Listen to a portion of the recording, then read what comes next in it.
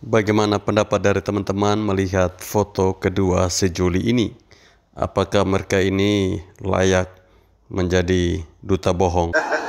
Oke, Bang Susno, Bang Susno sendiri boleh komentar, kan sempat yakin banget ya kalau Mel-Mel dan Mel-Mel ini berbohong. Kenapa nih Bang Susno? Boleh diceritakan mungkin tanggapannya? Ya kan yang jelaskan kan siapa namanya tadi ngomong di TV Yudi.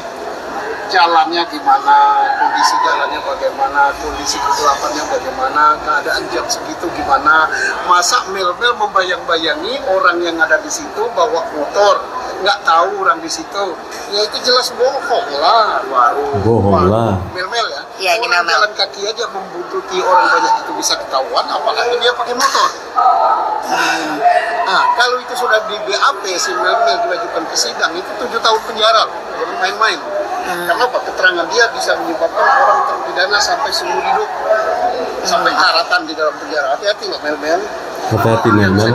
Hukum di sana bisa didosa. Kalau si Aib, jelas bohongan itu. Iya. Oh iya, kalau Aib bagaimana Bang? Kesaksian Aib. Jelas itu 100% bohong. Kenapa nih Bang? Boleh alasannya lebih jelas lagi Bang? Dirinci. Anda lihat di situ, sudah berapa meter di situ? Dari sini ke sana berapa? 25 meter ya? Ya kurang Kamu lebih. bisa tahu nggak warna sepeda motor di sana? Nggak tahu kan? Iya. 100 meter itu di sana. Bisa melihat wajahnya nggak? Jam 10 malam, kondisi gelap. Nggak kenal orangnya, tapi lihat wajahnya. Pakai apa dia melihatnya? Kan gitu aja. Bang, sekarang kan Egy Ripra yang lebih mirip gitu dengan keterangan DPO muncul nih Bang. Ada tanggapannya Bang? Gimana? Ini Egy Ripra yang lebih mirip dengan Egy DPO. Jadi, Seperti apa Bang tanggapannya? Kita berharap, saya yakin lah adik-adik saya Polri sekarang lebih pintar dari saya ya. Mereka tidak terkonsentrasi lagi cari EG. Kan sudah ada EG sekarang. Tinggal membuktikan Peggy, ada yang Peggy sekarang ini Pusing. pelaku atau bukan. Kalau pelaku lanjut penyidikan, kalau bukan pelaku dibebaskan. Daripada banyak mengumpulkan EG nanti di Jawa Barat EG bisa 100, bisa 1000. Menurut Abang sendiri kenapa nih Bang Egy Ripra tiba-tiba muncul? Kan dia juga mirip gitu ya Bang, kebetulan dengan foto yang beredar. Siapa saja mau muncul boleh, mau EG boleh, mau EGA boleh. Yang penting adik-adik kita polisi yang sekarang sudah berhasil menemukan Peggy ya, tinggal membuktikan Peggy Setiawan ini bersalah apa tidak. Nah, itu saja. Oke. Persoalannya nggak terlalu banyak. Iya. Bang, Peggy Setiawan ini kan buktinya Tidak sulit untuk membuktikan. Kan sudah terbukti namanya Peggy, tinggal buktikan dia pelaku apa bukan. Nah, untuk buktikan dia pelaku apa bukan saksi lagi. Yaitu yang dikatakan Polri adalah scientific crime investigation. Adakah sidik jarinya, adakah CCTV-nya, adakah hasil laboratnya, adakah di HP ini. Ya, kalau itu semua nggak ada ya udah dibebaskan. Oke. Bang, tapi kalau untuk Peggy Setiawan sendiri, Bang Peggy Setiawan ini kan Mel-Mel mungkin alasan Mana ini? Peggy Setiawan apa Mel-Mel? Oke, Bang, Peggy Setiawan ini kan buktinya lemah ya, yang sudah tertangkap ini. Berarti bisa dibilang layak untuk dibebaskan nggak menurut Abang? Bukan bisa. Saya yakin polisi itu pinter kok, penyidik dia. Ya, pasti akan dibebaskan. Bukan bisa, harus. Berarti harus dibebaskan Peggy Setiawan yang tertangkap ya Bang? Polisi yang Karena harus memang dia tidak dilakukan. bersalah. kasusnya mungkin dugaan Pak Hussein Mel-Mel ini pengen banget muncul ke publik tuh apa sih mungkin dibalik dia pengen banget muncul ke publik mungkin dugaan Ya sekarang kan banyak sekali kan jadi panggung yang bagus ya, disorot berbagai TV. Siapa mungkin yang muncul, tapi dia nggak tahu akibatnya. Kalau salah ngomong akibatnya itu 7 tahun penjara.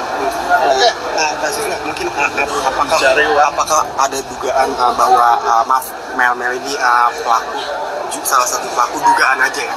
Bisa ada arah ke sana nggak Bang? Bisa ada arah ke sana nggak? Nggak tahu saya. Tapi yang jelas maksudnya Aib. Dia ditangkap itu rupanya atas keterangan Aib. Aib ya. Aib itu harus diperiksa ulang. Aib harus diperiksa ulang. Artinya bisa ini untuk kemungkinan lagi aja ya Bang? Ada dugaan Aib jadi pelaku juga nggak sih Bang? Bisa jadi, tapi itu polisi lebih pintar dari saya. Polisi sekarang pasti mereka sudah kerja itu. Biarkan kita beri kesempatan kepada penyidik sekarang. Pasti mereka sudah mencari itu siapa si Aib ini apa dan kan. Penyidik sekarang udah berbeda dengan penyidik dulu kan. Penyidik sekarang udah lain, bukan penyidik yang dulu. Oke. Bang, terakhir satu lagi kesimpulan. Abang, menurut abang sendiri untuk Peggy Peron ini sebenarnya menurut abang udah ditangkap atau masih dalam penyelidikan atau akan nanti ditemukan menurut abang sendiri? Tergantung Sebagai hasil kabar penyelidikan reskrim. Polri. Apakah Peggy yang sekarang Peggy pelaku atau Peggy yang? Kalau radar abang ada bicara mungkin bang? Ya kalau saya kan polisi kan belum menyebut alat buktinya, jadi belum tahu kita buktikan. Bisa iya, bisa tidak. Ya, bisa iya, bisa Bagi tidak. saya sampai dengan sekarang karena Polri belum membuka, yang lebih berat tidaknya. Oke. Oke, baik. Terima kasih bang. Assalamualaikum warahmatullahi wabarakatuh. Salam salve. Om Swastiastu, Namo Buddhaya, salam kebajikan, salam waras. Teman-teman, jumpa lagi bersama saya di Freddy Kako Channel. Sebelum menonton video ini, jangan lupa untuk subscribe channel ini dan nyalakan tombol loncengnya agar teman-teman tidak ketinggalan info-info terbaru dari channel YouTube Freddy Kako. Oke, menanggapi pernyataan dari Susno Duaji bahwa beliau yakin 100% keterangan yang disampaikan oleh si Melmel dan juga si Aib ini adalah bohong. Bagaimana mungkin dalam jarak 100 meter dia bisa mengenali orang, dia bisa melihat orang ini menggunakan motor berwarna apa. Dan saya, kalau teman-teman mengikuti video saya pernah mengatakan bahwa bisa juga kita duga kalau si Aib dan si Melmel ini adalah pelaku. Tetapi sekarang mereka berperan seolah-olah mereka ini melihat kejadian itu. Dan anehnya lagi, penangkapan Peggy Setiawan yang palsu ini adalah berdasarkan keterangan dari Aib. Jadi hati-hati, kalau keterangan Anda salah, maka 7 tahun akan menanti Anda. Ya, sekarang mungkin pengacaranya Peggy Setiawan ini yang merupakan seorang kuli bangunan harus cepat-cepat untuk melakukan pra-peradilan sehingga bisa menunjukkan bahwa apakah pekerjaan dari polisi ini betul atau tidak, benar atau salah. Itu yang saat ini sedang ditunggu oleh pihak kepolisian terkait dengan Peggy Setiawan yang ditangkap. Menurut Bapak Susno Duaji bahwa itu buktinya benar. Pernyataan dari orang tuanya, dari ibunya, dari ayahnya bahwa itu Peggy Setiawan.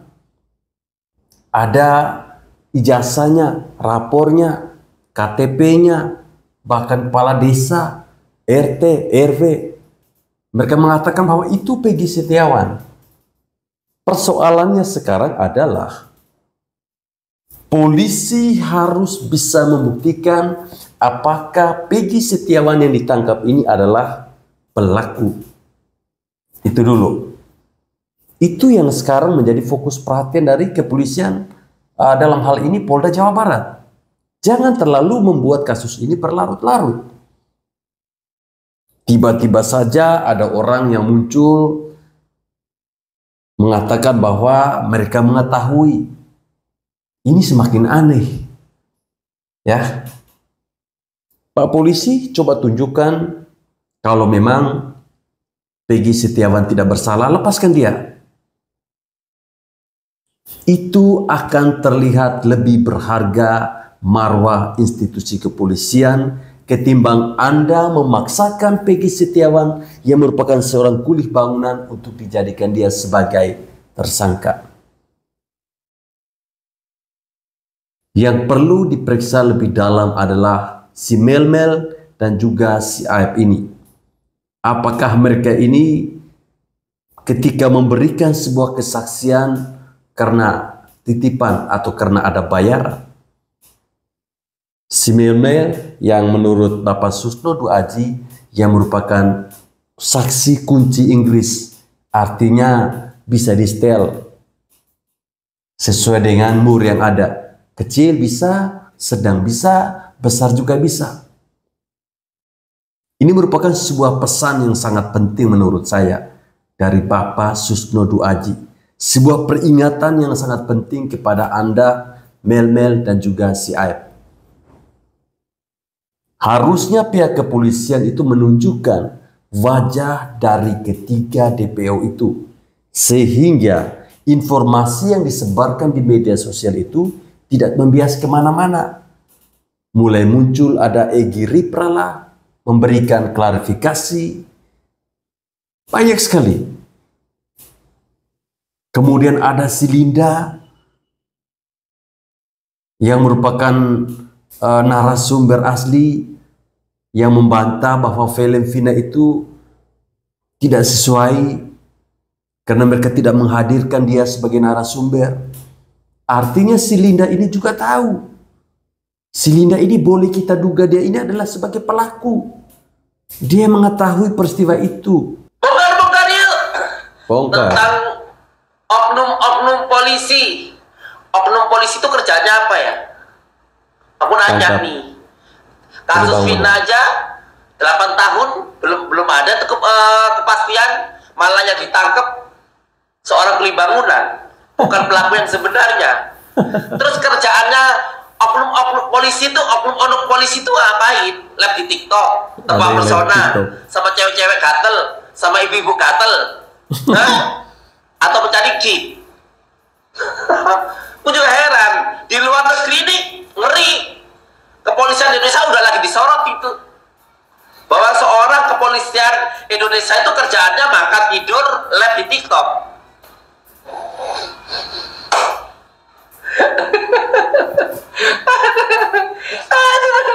Menangkap seorang Peggy aja tidak bisa. Kenapa gue bilang tidak bisa? Karena seorang Peggy ini bukan anak orang sembarangan. Seorang Peggy ini paham kan? Paham. Banyak cuannya. Makanya paham kan? Makanya kerjaannya seorang polisi ini, bilang aja oknum polisi ini kita lapor pakai duit, barang ketemu pakai duit, ya kan? Kita mau kerjain orang, Pak, bisa loh pakai oknum polisi kita kerjain orang. Misalnya gue gak suka sama orang itu, dikasuskan, bisa asalkan ada duit. Banyak tuh oknum-oknum begitu, banyak temen gue, ya kan, tidak melakukan undang-undang ITE langsung gini, seolah-olah melakukan, ditekan di ini. Itulah kerjaannya seorang oknum polisi. Gue bilang oknum, bingung mana yang asli, mana bukan oknum, mana oknumnya udah merata. Jadi bingung kan? Mungkin ada satu orang yang nggak bisa disogok. Mungkin satu orang, semuanya oknum, semuanya yang bisa melakukan itu semuanya. Mulai dari atasannya, dari bawahannya, kebanyakan oknum. Bingung gue. Sama, gue juga bingung. Salah waras. Kenapa kasus Vina ini sangat sulit sekali untuk dibongkar, padahal tidak ada kata sulit bagi pihak kepolisian untuk membongkar kasus Vina dari tahun 2016 sampai sekarang. Ini sudah 8 tahun. Nah, masih ingat kasus bom Bali? Masih. Begitu mudahnya Densus 88 bisa mengungkap kasus bom Bali ini. Iya, terus kemudian kita lanjut lagi ini. Pejabat di belakang. Kasus Verdi Sambo, ya kan. Sebelum terbongkar, banyak sekali cerita-cerita, skenario-skenario yang dibuat dengan karangan-karangan. Tapi ketika seorang pimpinan mengatakan, selesaikan, kerjakan, harus tuntas. Akhirnya selesai. Akhirnya terbongkar semua. Kuncinya di pimpinannya. Cerita kebohongan, skenario-skenario, ya kan, tidak sedikit kan para jenderal yang dipecat. Pihak kepolisian juga banyak yang dipecat. Ya, nah, terus sekarang bedanya dengan kasus Vina ini apa? Ya tergantung dari pimpinan. Ketika pimpinan mengatakan selesaikan, ya selesai nanti ini. Bukan berarti nggak bisa selesai nih. Ya sekarang kan banyak cerita-cerita baru, karangan baru, skenario baru, bla bla bla bla bla. Nah ini tergantung dari pimpinannya aja sudah. Dan kalau seandainya pimpinan nggak mengatakan apa-apa, nggak memberitakan apa-apa, ya sudah. maka akan terus Selesai. akan ada karangan cerita baru, skenario baru. Jadi Akan semua ada itu saksi tergantung baru. dari pimpinannya. Ya saya tidak mengerti ya urutan pimpinan di kepolisian itu saya nggak paham. Ya. Saya nggak ngerti. Ini versi dari saya sendiri. Ini dari pemikiran saya ya, masalah salah apa benar mau urusan sampean seperti itu. Nah, masih ingat kata-kata Prof. Mahfud MD ketika meminta untuk pemberantasan korupsi agar disahkannya undang-undang anti korupsi? Apa kata Pak Bambang Pacul? Bisa semuanya kalau pimpinan oke. Nah, sama sekarang juga sama Vina ini. Kalau pimpinannya lakukan, kerjakan, selesaikan, ya tuntas, selesai. Tapi sekarang kita belum tahu nih, apakah pimpinan mengatakan ataukah tidak, kita belum tahu. Ini masih banyak sekali cerita ngalur ngidul, ya kan? Nah, banyak sekali yang masalah-masalah sekarang ini masih tidak jelas. Jadi intinya sekarang ini kasus Vina bisa diselesaikan tergantung dari pimpinannya itu memberitakan. Pasti akan terlibat, banyak sekali yang terlibat dari pihak kepolisian, karena mereka semuanya banyak yang sudah dibungkam dengan apa? Dengan pangkat, jabatan, dan uang. Ya kan? Ada juga yang cerita tentang bupati-bupati ya. Sekarang kan udah mantan, tapi karena udah dibungkam dengan uang, ya sudah, mereka tidak bisa berbuat apa-apa. Kecuali mereka punya keberanian dan punya nyali, ya sudah. Dan mempertaruhkan jabatan, ya silakan. Kan? Nah, bukannya di kasus ini juga ada dari pihak kepolisian yang udah dipecat, kan? Nah, jadi inilah ironisnya ya, penegak hukum tapi melanggar hukum. Jadi seorang kepolisian yang seharusnya memberikan pengayoman, melindungi, dan memberikan rasa keadilan, tapi entah apakah kita sudah mendapatkan rasa keadilan itu ataukah tidak, kita juga tidak tahu. Tapi ini versi saya, pendapat saya seperti itu, ya kan? Nah, jadi kasus Vina ini bukan berarti tidak bisa dibongkar. Bisa dibongkar tergantung dari pimpinannya mengatakan selesaikan, kerjakan, dan tuntaskan, maka akan selesai. Karena yang akan terlibat ini pasti banyak sekali, ya kan, orang-orang dalamnya. Ya, orang-orang dalamnya, kerabat-kerabat terdekat, entah kerabat terdekat itu siapa-siapa, orang dalamnya itu siapa, kita juga tidak tahu. Mari kita tunggu saja. Semoga kasus ini cepat selesai. Sampai ketemu di video berikutnya bersama Dapur Ciari. Bye-bye. Bongkar yuk tentang kasusnya si Peggy. Ada apa sebab pengacaranya Peggy? Sudah tahu yang dilawan ini model-modelnya ya para ini yang dilawan kemarin kan ada si Rusman. Si Rusman tuh memang sengaja ditempatkan di situ sama oknum-oknum itu untuk memframing bahwa seorang Peggy adalah pelaku, sedangkan dengan orang tuanya Peggy itu yang ini itu. Ini emang sengaja. Makanya ada apa sih sama pengacaranya Peggy itu? Kalau mereka itu mau cari panggung, bukan begitu caranya. Sudah tahu lawannya itu orang-orang yang di atas, malah sok-sok bertingkah.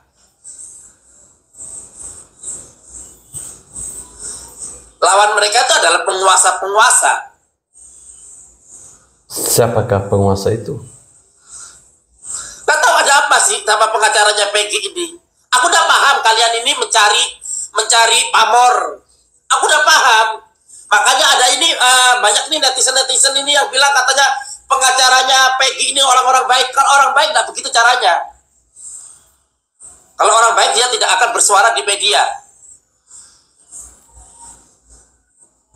Kalau orang baik tidak akan pasos sana sini.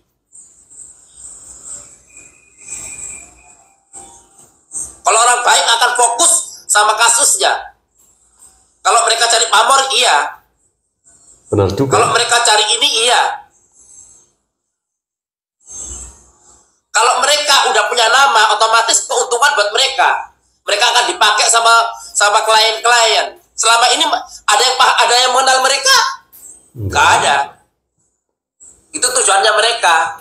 untuk menebengin kasus ini. Nggak tahu nanti jadi berhasil apa enggak, yang penting mereka tampil aja di media, tampil di muka publik. Tidak tahu konsepnya gimana, yang penting tampil aja. Makanya si Peggy ini ya tunggu aja, kalau pengacaranya tidak bisa memperjuangkan ya masuk. Udah selesai. Saya yakin tidak bisa memperjuangkan. Karena tujuannya mereka hanya untuk nebeng-nebeng di sosial media. Untuk mencari nama. Males gue, makanya gue selama ini tidak pernah bersuara untuk ininya. Saya sudah lihat tuh kelakuannya mereka. Kalau tidak bisa berdebat, udah diam aja. Masalah model kayak Rusman, kayak si ini, kayak itu, kayak si Hotman, mereka udah ahlinya untuk maki-maki orang, untuk framing. Kalian itu hanya kelas bawah, pengacara yang baru muncul, tidak bisa berdebat, tidak pernah bernarasi, tiba-tiba mau melawan model orang-orang kayak mereka. Jangan mimpi.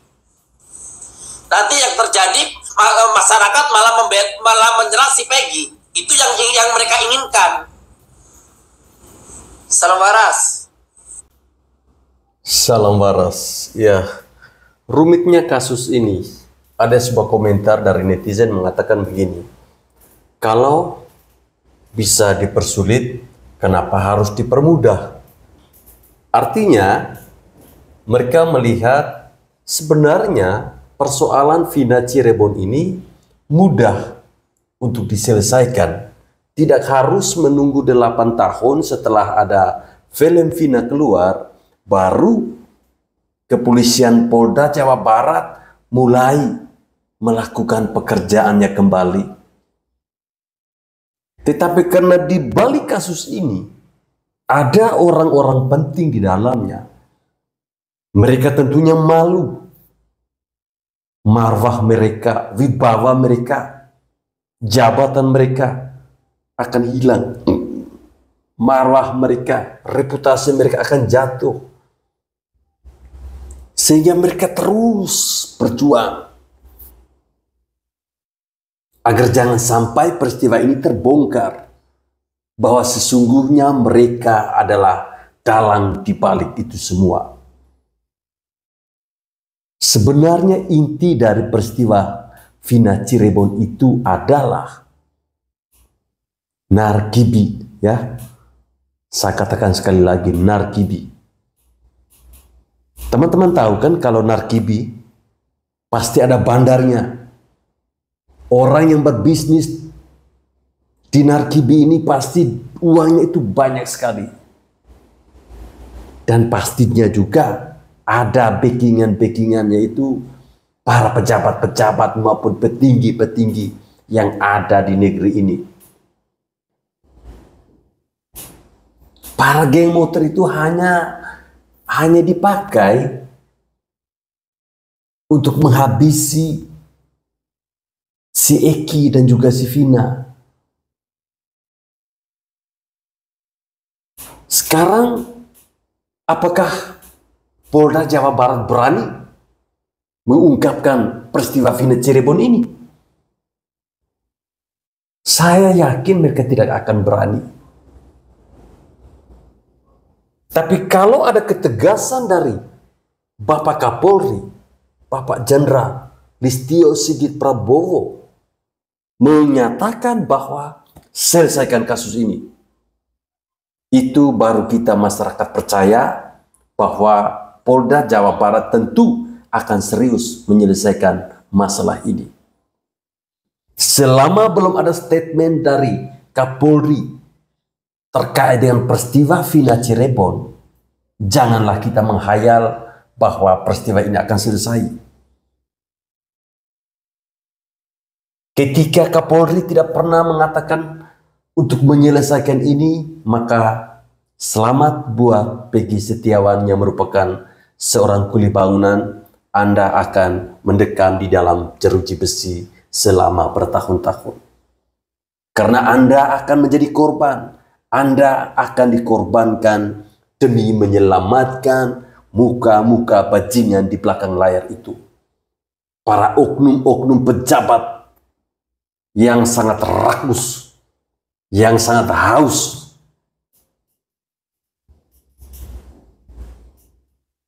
Baik teman-teman, saya kira sampai di sini video saya. Terima kasih telah menonton video ini. Salam waras.